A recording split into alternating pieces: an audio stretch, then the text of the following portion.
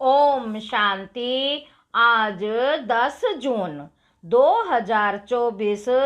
आज की साकार मुरली के अनमोल मधुर महावाक्य सुनेंगे। मीठे मीठे बाबा के मीठे बच्चे, लक्ष्य को सदा सामने रखो तो देवी गुण आते जाएंगे। लक्ष्य को सदा सामने रखो तो देवी गुण आते जाएंगे। अब अपनी संभाल करनी है, आसुरी गुणों को निकाल देवी गुण धारण करने हैं। आज की मुरली का प्रश्न है, आयुष्मान भाव का वरदान मिलते हुए भी बड़ी आयु के लिए कौन सी मेहनत करनी है? उत्तर है, बाबा कहते बड़ी आयु के लिए तमो प्रधान से सतो प्रधान बनने की मेहनत करो। जितना बाप को याद करेंगे उतना सतो प्रधान बनेंगे और आयु बड़ी होगी। फिर मृत्यु का डर निकल जाएगा, याद से दुख दूर हो जाएंगे, तुम फूल बन जाएंगे। याद में ही गुप्त कमाई है, याद से पाप कट जाते हैं, आत्मा हल्की हो जाती है, आयु बड़ी हो जाती है। ओम शांति। बाबा के मीठे मीठे रूहानी बच्चों प्रति बाप समझा रहे हैं, पढ़ा भी रहे हैं। क्या समझा रहे हैं? मीठे बच्चों, तुमको एक तो आयु बड़ी चाहिए, क्योंकि तुम्हारी आयु बहुत बड़ी थी। 150 वर्ष की आयु थी। बड़ी आयु कैसे मिलती है? तमो प्रधान से सतो प्रधान बनने से। बाबा कहते बड़ी आयु कैसे मिलती है? बता रहे हैं बाबा कि तमो प्रधान से सतो प्रधान बनने से, जब तुम सतो प्रधान थे तो तुम्हारी आयु बहुत बड़ी थी। अभी तुम ऊपर चढ़ रहे हो, जानते हो हम तमो प्रधान बने तो हमारी आयु छोटी हो गई, तंदुरुस्ती भी ठीक नहीं थी। तंदुरुस्ती भी ठीक नहीं थी, बिल्कुल ही रोगी बन गए थे। यह जीवन पुरानी है, नई से भेंट की जाती है। यह जीवन पुरानी है, नई से भेंट की जाती है। अभी तुम जानते हो बाप हमको बड़ी आयु बनाने की युक्ति बताते हैं कि आयु बड़ी कैसे होती है। मीठे मीठे बच्चों, मुझे याद करोगे तो तुम जैसे सतो प्रधान थे, बड़ी आयु वाले तंदुरुस्त थे, ऐसे फिर से बन जाओगे। आयु छोटी होने से मरने का डर रहता है। तुमको तो गारंटी मिलती है कि सतयुग में ऐसे अचानक कभी मरेंगे नहीं। बाप को याद करते रहेंगे तो आयु बड़ी होगी और सब दुख भी दूर हो जाएंगे। बाबा कहते सब दुख दूर हो जाएंगे, आयु बड़ी हो जाएगी, कोई भी किस्म का दुख नहीं होगा। और तुमको क्या चाहिए? बाबा कहते पूछ रहे कि तुमको क्या चाहिए? तुम कहते हो ऊंच पद भी चाहिए। तुमको मालूम नहीं था कि ऐसा पद भी मिल सकता है। अब बाप युक्ति बताते हैं। क्या बताते हैं बाप? युक्तियां बताते हैं। ऐसे करो, एम ऑब्जेक्ट सामने है, तुम ऐसा पद पा सकते हो। यहाँ ही देवी गुण धारण करना है। अपने से पूछना है, हमारे में कोई अवगुण तो नहीं है? अवगुण भी अनेक प्रकार के हैं। सिगरेट पीना, अच्छी अच्छी चीजें खाना, यह अवगुण है। सबसे बड़ा अवगुण है विकार का, जिसको ही बैड करैक्टर कहते हैं। बैड करैक्टर कहते हैं। बाप कहते हैं तुम विशेष बन गए हो, अब वॉइसलेस बनने की तुमको युक्ति बताते हैं। इसमें इन विकारों को, अवगुणों को छोड़ देना है, कभी भी विशेष नहीं बनना है। इस जन्म में जो सुधरेंगे तो वह 21 जन्मों तक चलना है। सबसे जरूरी बात है वॉइसलेस बनना है। जन्म जन्मांतर का जो बोझ सिर पर चढ़ा हुआ है वह योग बल से ही उतरेगा। बच्चे जानते हैं जन्म जन्मांतर हम विशेष बने। अभी बाप से हम प्रतिज्ञा करते हैं फिर कभी विशेष नहीं बनेंगे। बाप ने कहा अगर पतित बने तो 100 गुना दंड भी खाना पड़ेगा और फिर पद भी भ्रष्ट हो जाएगा, क्योंकि निंदा कराई ना। तो गोया उस तरफ विशेष मनुष्यों की तरफ चला गया। ऐसे बहुत चले जाते हैं, हार खा लेते हैं। आगे तुमको पता ही नहीं था कि यह धंधा विकार का नहीं करना चाहिए। कोई कोई अच्छे बच्चे कहते हैं हम ब्रह्मचर्य में रहेंगे, सन्यासियों को देख समझते हैं पवित्रता अच्छी है। पवित्र और अपवित्र दुनिया में अपवित्र तो बहुत रहते हैं, पाखाने में जाना भी अपवित्र बनना है। इसलिए फौरन स्नान करना चाहिए। अपवित्रता अनेक प्रकार की होती है, किसको दुख देना, लड़ना झगड़ना भी अपवित्र कर्तव्य है। बाप कहते हैं जन्म जन्मांतर तो तुमने पाप किया, वह सब आदतें अब मिटानी है। अभी तुमको सच्चा सच्चा महान आत्मा बनना है। सच्चे सच्चे महान आत्मा तो यह लक्ष्मी नारायण ही है, और कोई तो यहाँ बन ना सके, क्योंकि सब तमो प्रधान है। ग्लानि भी बहुत करते हैं ना, उन्हों को पता नहीं पड़ता कि हम क्या करते हैं। एक होते हैं गुप्त पाप, दूसरे प्रत्यक्ष पाप भी होते हैं। यह है ही तमो प्रधान दुनिया। तुम बच्चे जानते हो बाप हमको अभी समझदार बना रहे हैं, इसलिए उनको सब याद करते हैं। सबसे अच्छी समझ तुमको मिलती है कि पावन बनना है। बाबा कहते सबसे अच्छी समझ तुमको मिलती है कि पावन बनना है, और फिर गुण भी चाहिए, और फिर गुण भी चाहिए।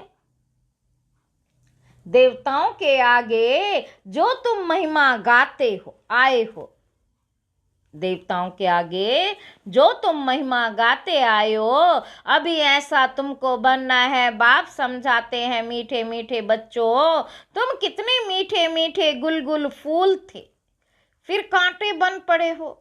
अब बाप को याद करो तो याद से तुम्हारी आयु बड़ी होगी, पाप भी भस्म होंगे, सिर से बोझा हल्का होगा। अपनी संभाल करनी है। हमारे में क्या क्या अवगुण है वह निकालने हैं।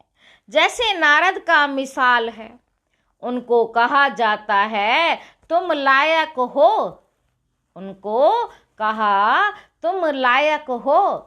उसने देखा कि बरोबर हम लायक नहीं हैं। बाप तुमको ऊंच बनाते हैं, बाप के तुम बच्चे हो ना। जैसे कोई का बाप महाराजा होता है तो कहेंगे ना हमारा बाबा महाराजा है। बाबा बहुत सुख देने वाला है। जो अच्छे स्वभाव के महाराजा होते उनको कभी क्रोध नहीं आता।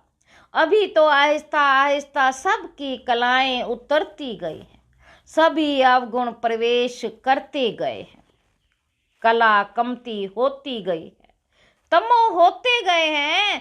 तमो प्रधान की जैसे अंत आकर हुई, कितना दुख हो पड़े हैं, तुमको कितना सहन करना पड़ता है।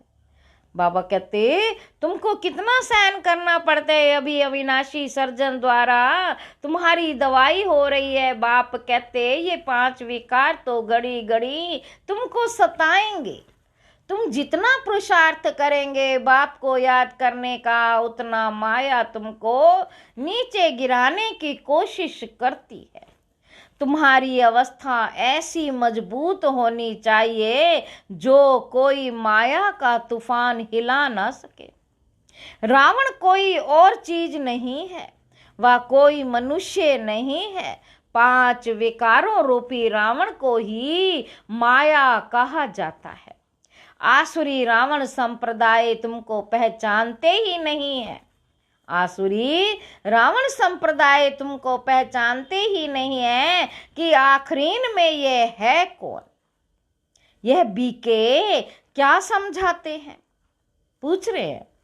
रॉयल्टी में कोई नहीं जानते यह बीके क्यों कहलाते हैं। ब्रह्मा किसकी संतान है, अभी तुम बच्चे जानते हो।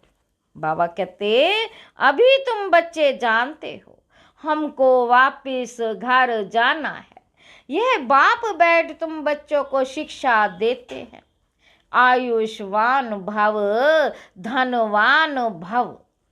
तुम्हारी सब मनोकामनाएं पूरी करते, वरदान देते हैं।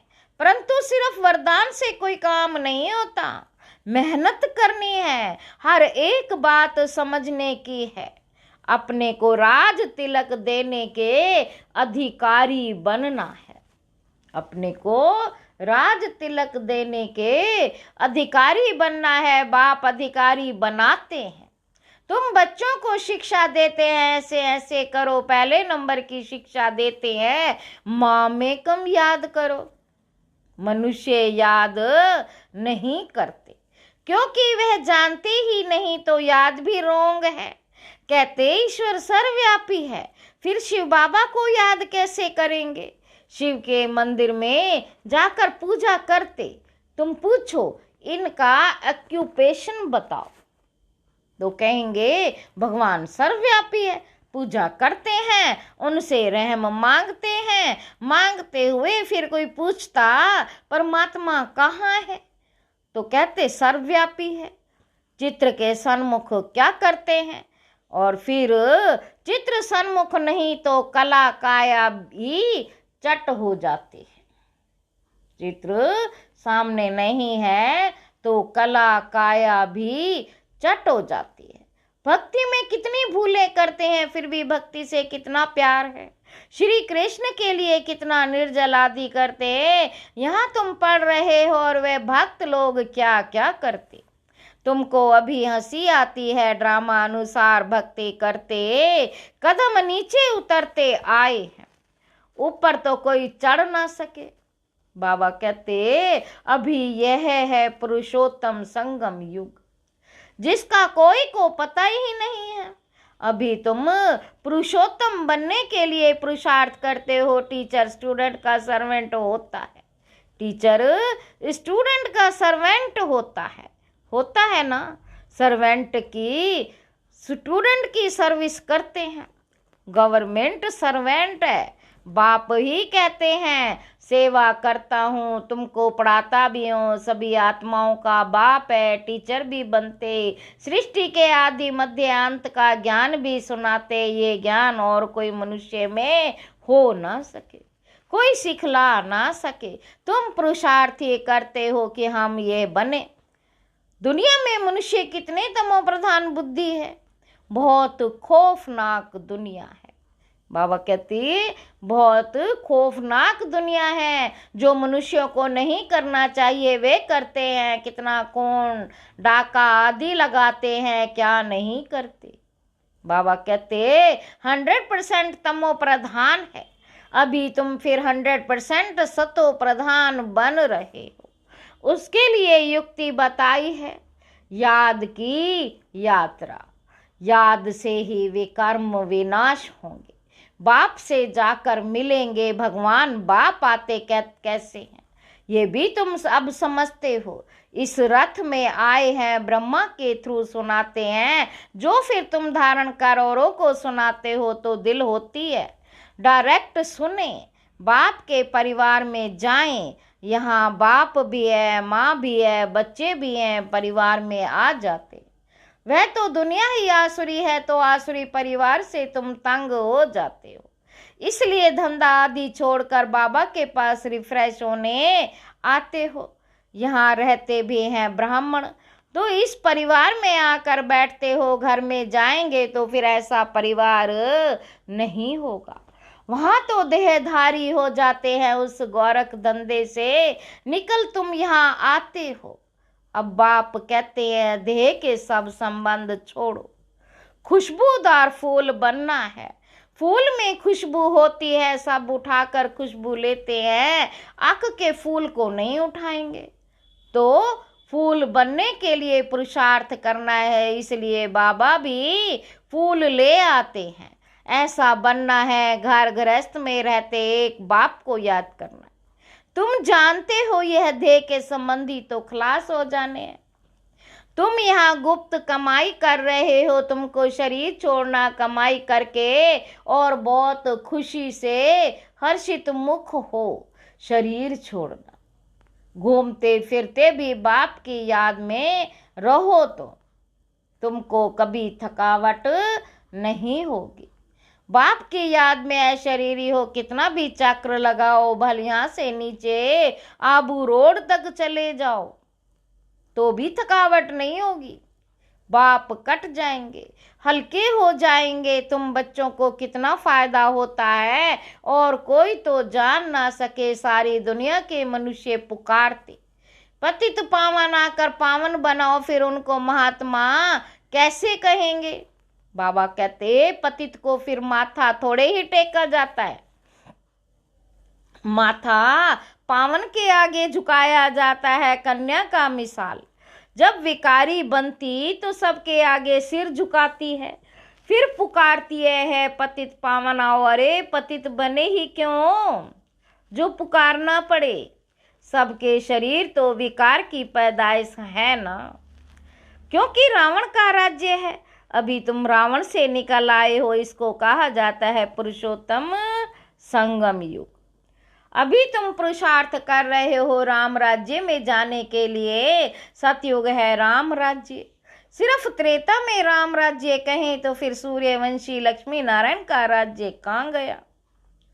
पूछ रहे हैं बाबा, अगर राम राज्य सिर्फ त्रेता में राम राज्य कहें तो फिर सूर्यवंशी लक्ष्मी नारायण का राज्य कहाँ गया। तो ये सब ज्ञान अभी तुम बच्चों को मिल रहा है। नए नए भी आते हैं जिनको तुम ज्ञान देते हो, लायक बनाते हो। कोई का संग ऐसा मिलता जो फिर लायक से नालायक बन पड़ते। बाप पावन बनाते हैं तो अब पतित बनना ही नहीं है, जबकि बाप आया है पावन बनाने। माया ऐसी जबरदस्त है जो पतित बना देती है, हरा देती है। कहते हैं बाबा रक्षा करो। वह लड़ाई के मैदान में ढेर मरते हैं, फिर रक्षा की जाती है क्या। ये माया की गोली बंदूक की गोली से भी बहुत कड़ी है। माया की गोली बंदूक की गोली से भी बहुत कड़ी है। काम की चोट खाई, गोया ऊपर से गिरे। सतयुग में सब पवित्र गृहस्थ धर्म वाले होते हैं, जिनको देवता कहा जाता है। अभी तुम जानते हो बाप कैसे आए, कहाँ रहते हैं, कैसे आकर राजयोग सिखाते हैं, दिखलाते हैं। अर्जुन के रथ पर बैठ ज्ञान दिया, फिर उनको सर्वव्यापी क्यों कहते।